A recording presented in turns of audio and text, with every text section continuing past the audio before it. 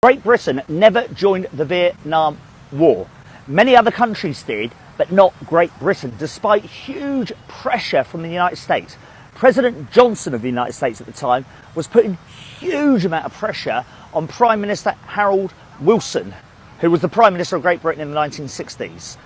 And Harold Wilson simply said, no, we're not joining you, America, because we do not agree with the war in Vietnam. Harold Wilson, by the way, was probably the most intelligent Prime Minister Great Britain has ever had.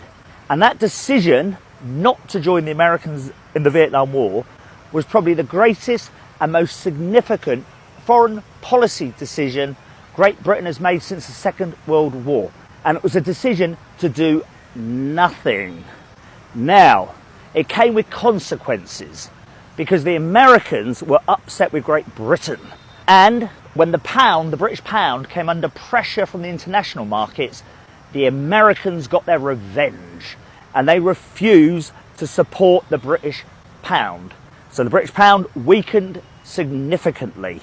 So it was a tough decision and it was a decision with consequences. But it was still the best decision, in my opinion. Compare Harold Wilson's decision in the 1960s to Tony Blair's decision in 2003 to join the Americans in Iraq. Perhaps if Harold Wilson had been Prime Minister in 2003 and not Tony Blair, we would have had the courage as a country to have said no again to America. We are not joining you in Iraq. And I think the world would have been a better place.